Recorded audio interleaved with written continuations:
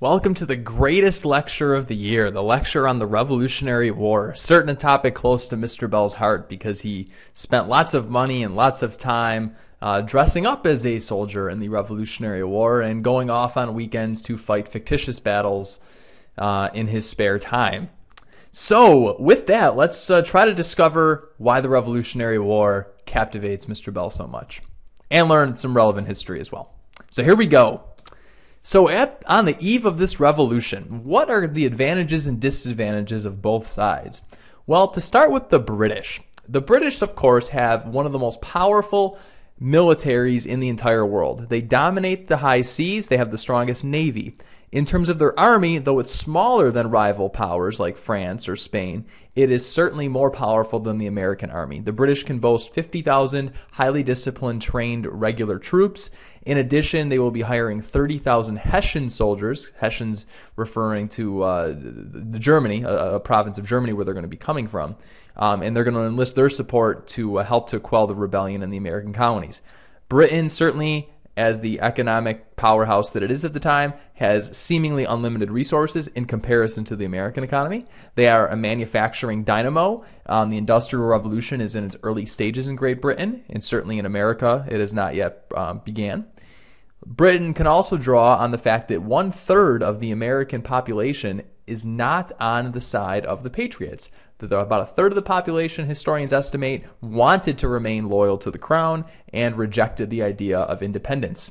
And finally, Native Americans. Native Americans know that a colonial victory in this conflict will mean the destruction of their way of life and the opening of the West to settlement. So the Native Americans, very thankful to Britain in many ways for the proclamation of 1763, will certainly side with the British in hopes of quelling Western expansion. What advantages do the Americans have? Well, certainly they have the physical size is a dominating factor in this military campaign. So how is Britain actually going to conquer such a massive amount of territory with 80,000 troops? A seemingly difficult task. Accordingly, all the Americans on paper have to do is play a defensive war and simply outlast the British and prevent the death blow from ever falling. Which is actually what George Washington, he adopts this strategy throughout the war.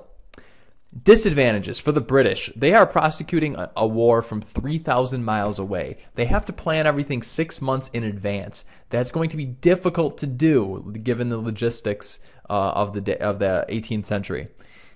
The European rivals that Britain has gone to war with multiple times throughout the 18th century smell blood, like sharks in the water. They know that Britain has to be mindful that a conflict with America could bring in other European rivals who are keen on seeking revenge or potentially taking away parts of the British Empire for their own economic interest or strategic interest.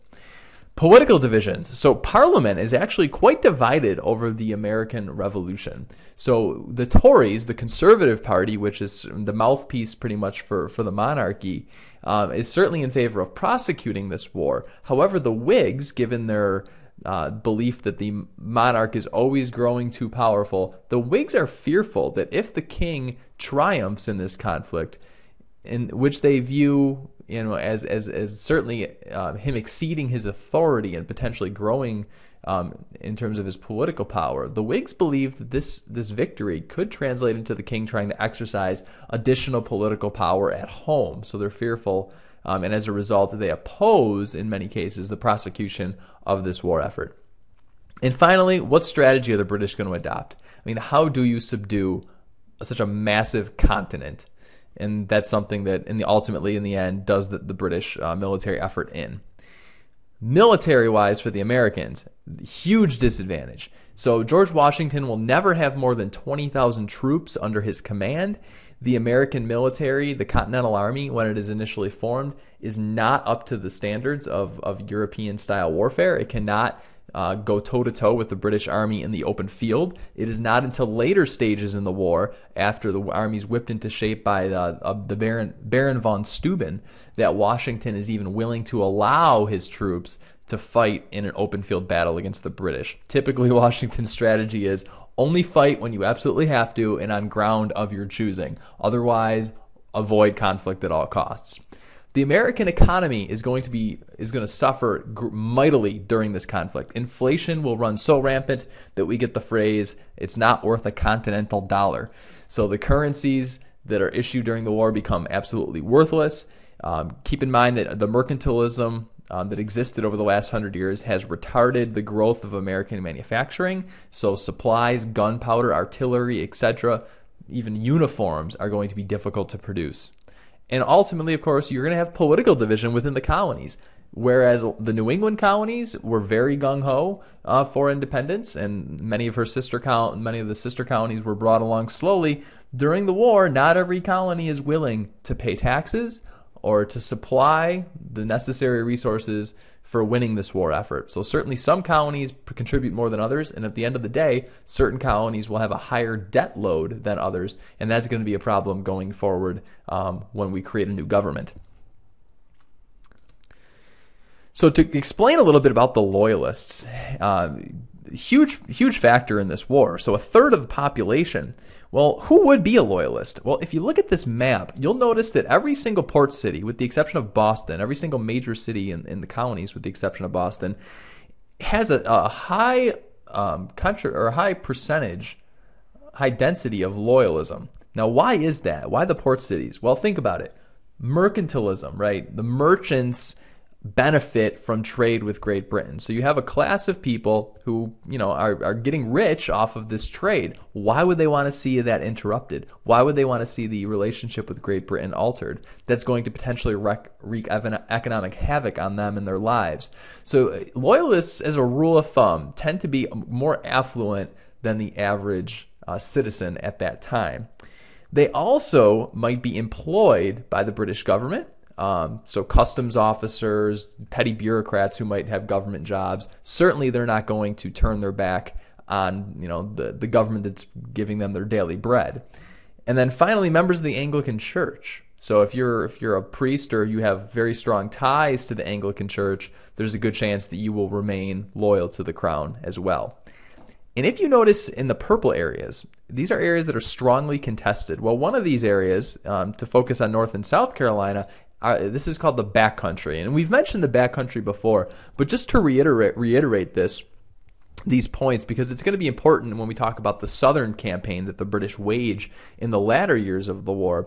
And Mel Gibson's The Patriot focuses on this region, and actually for all its inaccuracies, it does a somewhat decent job of kind of portraying the civil war that emerges in these two colonies as a result of some divisions that existed prior to the war. So the backcountry, right? These are people who settle. This is not your typical eastern to westward settlement. These are people who come down the Shenandoah Valley. They are Scots-Irish. They might be German. So they're a different ethnicity than the people who might be living in Charleston or the coastal Carolina regions. So whereas the economy of the coastal Carolinas regions is dominated by cash crops, in the backcountry, the economy is a little more diversified. You might have subsistence farming going on. Slave owning might be very big in the low country, the coastal areas. Slave owning, not so big in the backcountry because the farming's not as economically profitable. Well, these differences certainly create political conflict between the interests of those in the backcountry and the interests of those in the low country. Political power is concentrated in the low country. The low country elite, the people who dominate the colonial legislatures, have no real incentive, given the fact that they know they're a minority, to extend political representation, the right to vote, institutions of government. They have no incentives to extend these things out to the backcountry settlers, who are numerous, who are very different than them economically, ethnically, and religiously. So they don't. And prior to the Revolution, you see a couple different conflicts. In Pennsylvania, the Paxton Boys resent the Quaker leadership of Pennsylvania for not attacking or not responding to Indian attacks in the backcountry. In North and South Carolina, you see vigilante justice through the regulator movement. The regulators, although the movements are slightly different in both colonies, the regulators actually threatened to invade the Low Country, and a lot of the rhetoric that you see coming out of those areas in the well into the 1760s and 1770s is the same rhetoric that the Low Country elite are using against Great Britain. Things like no taxation without representation. So very ironic that you see these conflicts going on within colonies, not just between the colonies and Great Britain. So because of this political conflict, a lot of these backcountry settlers will not jump on the bandwagon for independence. Britain to them is not the enemy. The enemy is the coastal elite. So this is something to keep in mind when we look at the Southern campaign, which is coming up in a bit. Another factor that was not mentioned so far is slavery. So remember, for many of these colonies are slave societies.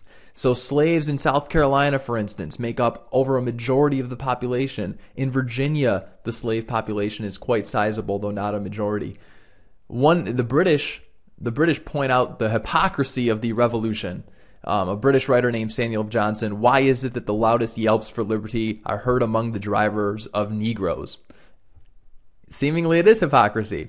Well, the British take advantage of this potential rift. They see the potential to divide society, to divide the patriots and use their slaves against them.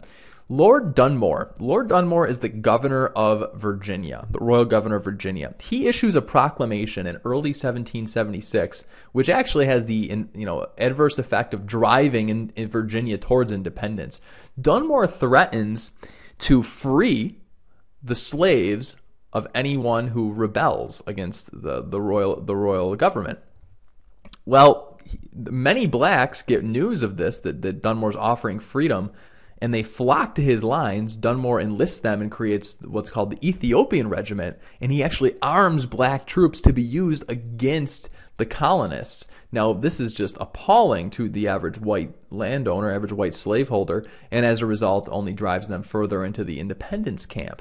But throughout the war, slavery is a big liability, especially in the southern colonies, because as you allocate manpower to the Continental Army and the local militia, that's less manpower that you have to watch over the slave population. And we'll see this again in the Civil War as well. The South has the same problem. The Confederacy has the same problem.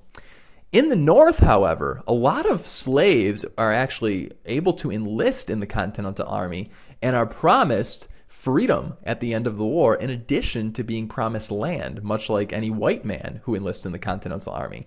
And after the war, whereas slavery will still exist in the South, because of the revolutionary experience, a lot of northern states will begin to abolish slavery one by one. So what's the military strategy of both sides? How are they going to prosecute this conflict? Well, on the Americans, given the fact that the British are, supplying their troops from 3,000 miles away, it's all about holding out over the long term. So fight a war of attrition. Try to weaken Britain over a length of time and hope that they eventually get sick of prosecuting this conflict.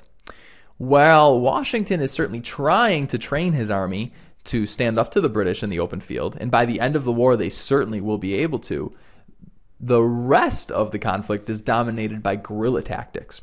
So fight an insurgent war. So the vast majority of battles are losses. However, we know that the Americans obviously triumph in the war. So if you can get the British far away from their ships, if you can get them extended into the interior of the country, if you can fight them from behind rocks and trees and get them in an area that's not an open field, then the Americans might have a fighting chance, because fight the British when they're not doing what they're good at. And they're obviously very good at open field conflict.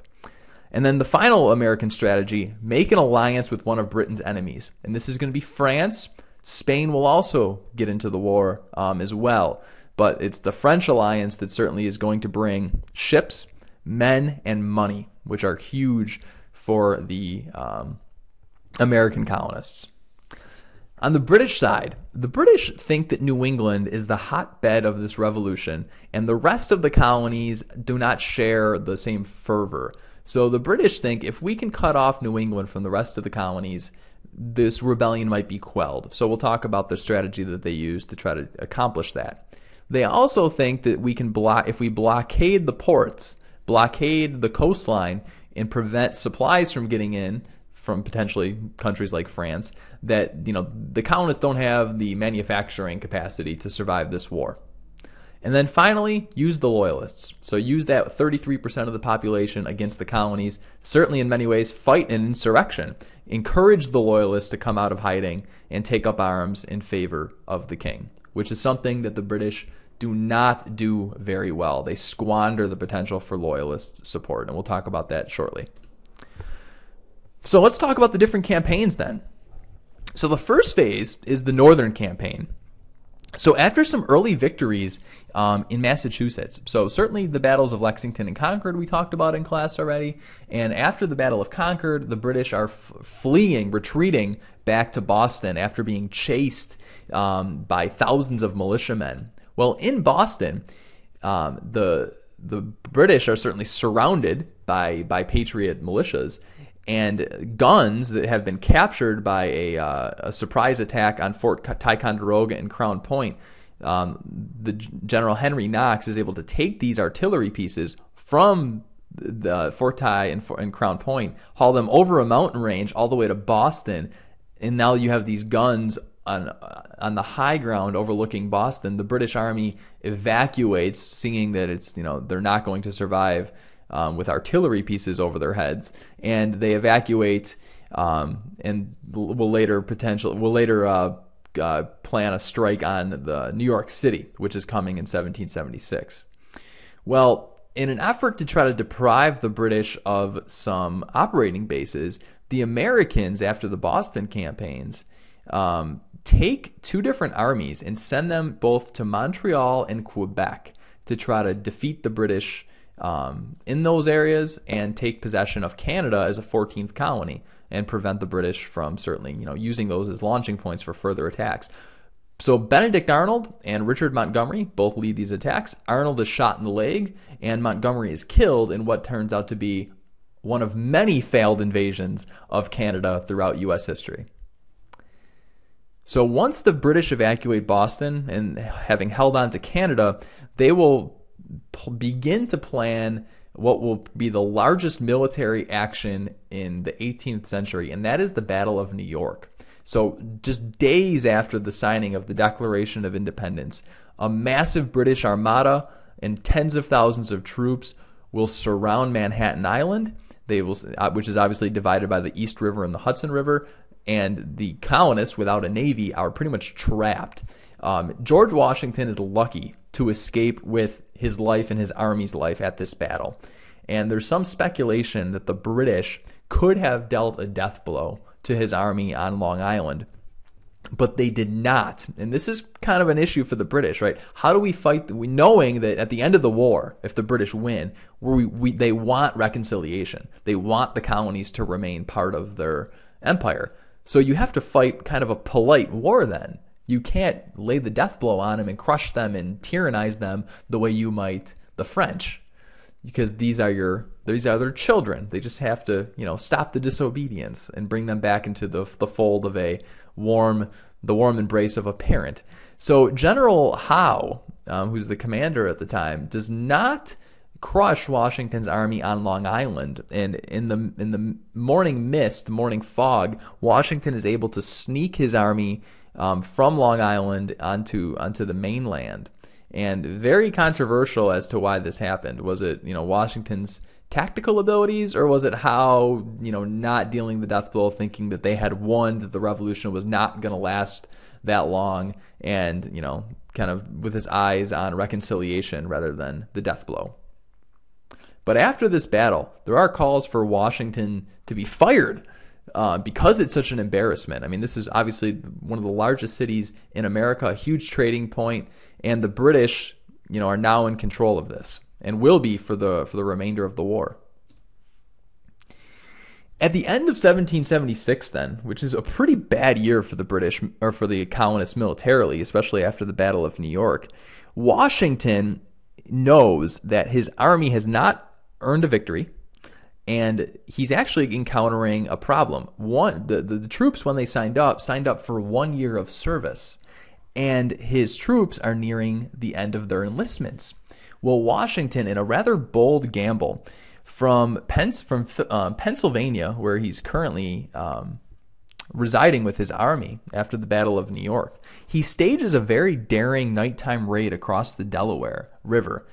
Certainly, this painting overly dramatizes the raid. It was at night. Washington was not standing up on the boat. He would have fallen in the river had he done that.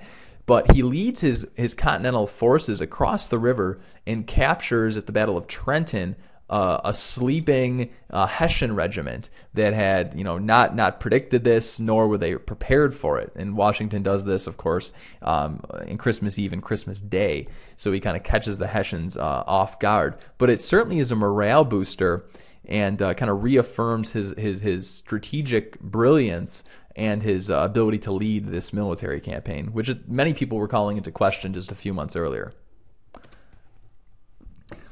Well, in the second phase of the war, the British are going to try to implement their strategy to divide New England from the rest of the colonies. And from Montreal, a general named Johnny Burgoyne is going to lead an expedition through the wilderness, through some very tough terrain.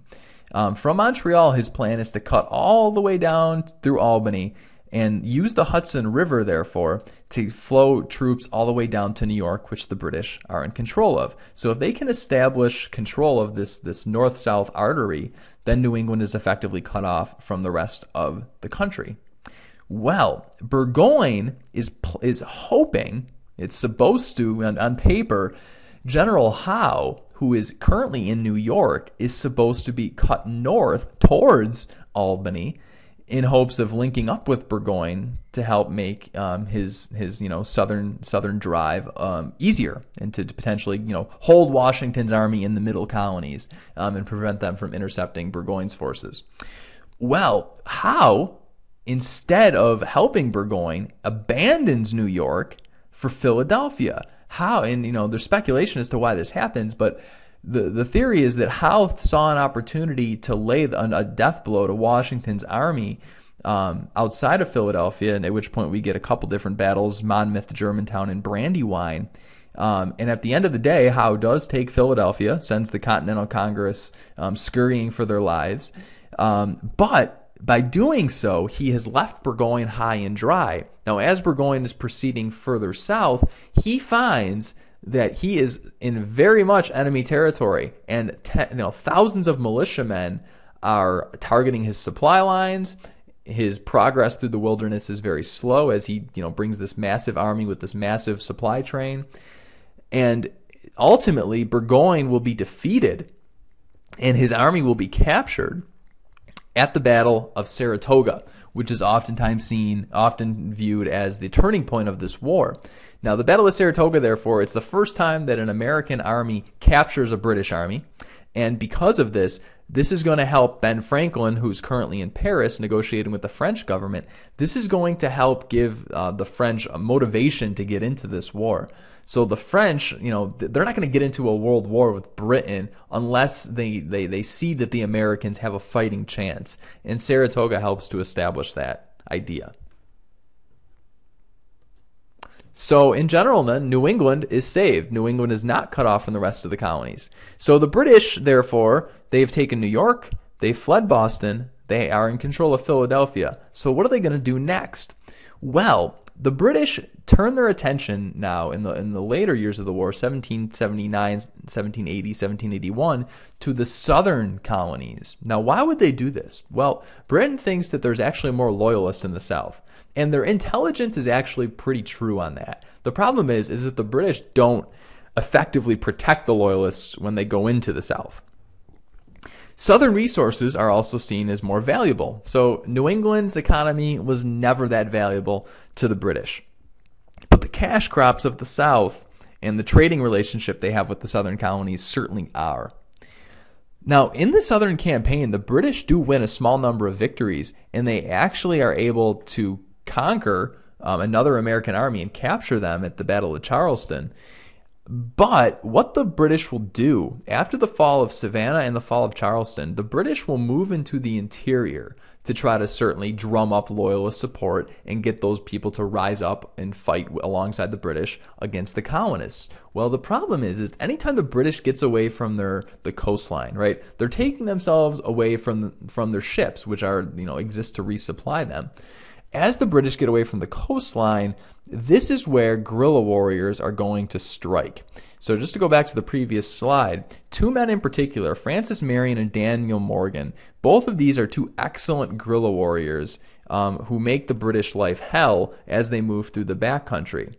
Now, they're also being followed by General Nathaniel Greene, who's known as the Fighting Quaker, which is a bit of an oxymoron, and his regiment of Continentals, which are doing battle with Lord Cornwallis at times when certainly it's convenient and they have the potential for victory. They're not going to fight on uneven terms, much like Washington did not. But as Lord Cornwallis's, and Cornwallis is a really funny name, as they go throughout the backcountry, the guerrilla warriors are going to effectively reduce the strength of the British. And eventually the British are going to have to be resupplied. So they head north to Virginia, and they try to take Charlottesville, which is actually Thomas Jefferson's home, and then they head towards Yorktown to try to be resupplied by the Navy. Well, after going to Yorktown, Washington gets intelligence reports of the British army being on the move, and in consultation with his French allies, they're able to lay a trap for Cornwallis. So Admiral de Grasse, who has a French fleet down in the West Indies, moves his fleet north, and in the process defeats a British fleet of ships, very large naval battle in which the French triumphed, and he's gonna pretty much block the Chesapeake Bay to trap the British army in Yorktown with their backs to the sea.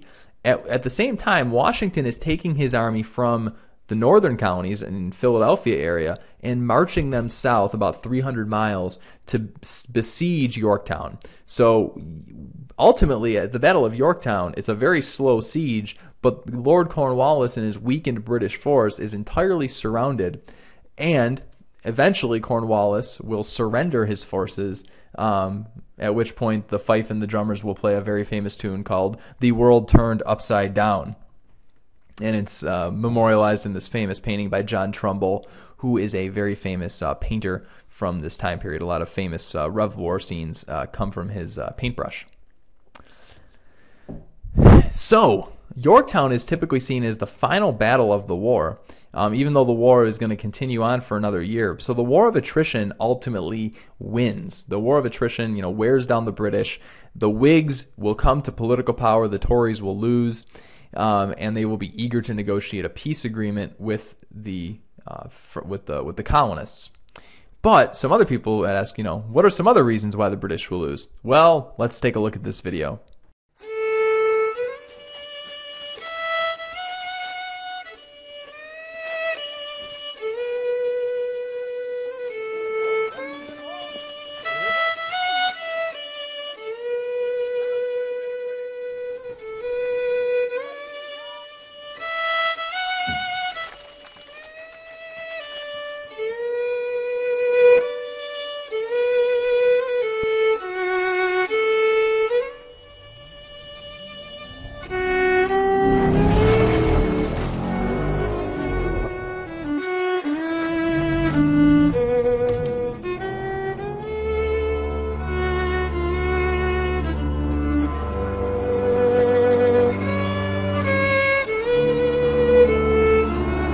Here's a couple of things America got right. Cars and freedom.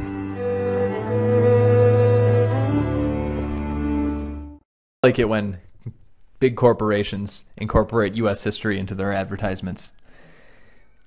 All right, so seriously though, why did the British lose? First, they squandered loyalist support. So as they went through the backcountry, the British might, or in the cities of New York even, or Philadelphia, the British might encourage the loyalists to come out of hiding, and they do. But then the British leave. Well, the loyalists are very alienated then. They've exposed themselves, and now they face retribution because they lack the military protection of the British army. So very few loyalists have incentive to come out of hiding. It's more about let's just maintain a low cover and hope that we'll survive this war. And that's ultimately what happens with most of the population who might have, under different terms, sided with the British. Allying with the Indians also drove people to the rebel camp. So certainly, for as many loyalists that might have been in the backcountry, by allying with the Indians, that was going to turn the allegiances of a lot of these settlers to the Patriots, who were at war with many of these Indian tribes. Second big reason, how do you conquer a population? How do you conquer a continent of this size? So the British take every single major city but still lose the war. America is not like Europe. There is no one capital. There is no one area where there's a seat of centralized power that you can capture and then say, hey, the war is over. The army surrenders. Washington is able to trade, he can lose a battle, but, stay alive by using, America's geographic expanse. And then that point we made earlier, right? Do we crush the rebels, or do we seek a polite victory for reconciliation? So there were certainly opportunities for the British to lay a death blow on the American forces, but they passed them up. Third reason, distance. How do you fight a war in the 18th century 3,000 miles away? And then this last point is so important. This is a world war. The American alliance with France forces Britain to defend valuable territories around the world. So in the West Indies, the British very, very valuable sugar islands are being attacked. In the Mediterranean, their assets are being attacked. In India, their assets are being attacked. So this means that the British cannot allocate manpower to the colonies. They have to take that manpower and allocate it to defending more valuable colonies in other parts of the world. So foreign assistance in the American Revolution, incredibly important. Now the French might not have, we like to think that the French joined in the revolution because they believed in what we were doing, and that in many ways our revolution and their revolution are the same.